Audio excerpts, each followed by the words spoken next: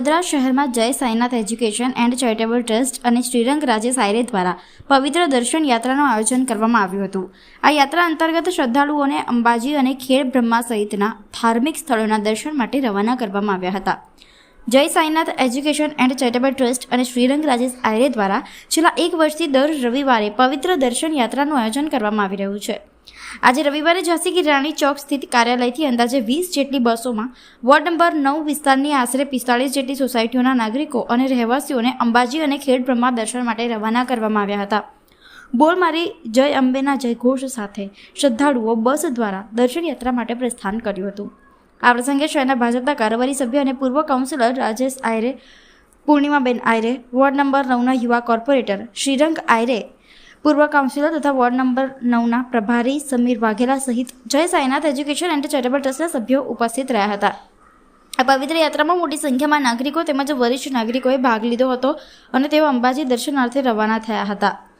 દર્શન યાત્રા અંતર્ગત શ્રદ્ધાળુઓ માટે બસ વ્યવસ્થા, ભોજન તેમજ અન્ય જરૂરી સુવિધાઓની સંપૂર્ણ વ્યવસ્થા જય Sainath education and charitable trust અને શ્રીરંગ રાજેશ આયરે દ્વારા કરવામાં આવી।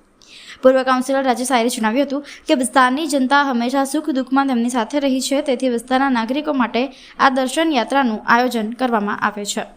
દર્શન યાત્રાના આયોજન બદલ નાગરિકોએ આયરે પરિવારનો આભાર વ્યક્ત કર્યો હતો। તમે જુઓ છે કે વર્ષોથી સેવા અવિરતપણે માતાજીના આશીર્વાદ, સાંઈબાબાના આશીર્વાદ, આજે સાઈનાથ એજ્યુકેશન, શ્રીરંગ આયરે અને સમગ્ર અમારી ટીમ દ્વારા આજે જુઓ છો કે 50,000થી પણ વધારે લોકોને આ પવિત્ર યાત્રાનો છેલ્લા 1 વર્ષથી લાભ મળેલો છે। આજે ફરી એકવાર 18થી 20 બસો અમે જ્યારે અહીંથી લઈ જઈ રહ્યા છે। અહીંથી અંબાજી જઈશું, અંબાજીથી ખેડ બ્રહ્મા જઈશું અને સાથે સાથે ત્યાં જમણવારનું છે। દરેક સિનિયર સિટીઝન હશે, નાનામાં નાનો દીકરો હશે, વડીલ હશે, બહેનો હશે, ભાઈઓ છે, બધા જ લોકોને આ યાત્રાનો લાભ મળે। ભગવાનને પ્રાર્થના કરીએ કે અમે જીવીશું ત્યાં સુધી સાથે સાથે શ્રીરંગને બી આવા આશીર્વાદ મળે કે બધા જ લોકોને અપેક્ષિત નહીં પણ સમર્પિતપણે લોકોની સેવા કરતા રહે।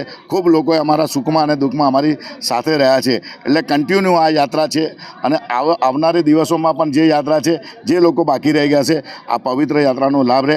આજના દિવસે જે પણ લોકો આવ્યા છે બધાની જ મનોકામના પૂર્ણ કરે।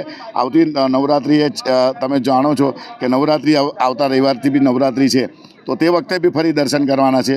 આજે અંબાજી અને ખેડ બ્રહ્માની અમે યાત્રા જઈ રહ્યા છે। સૌ લોકોને ખૂબ ખૂબ જય અંબે।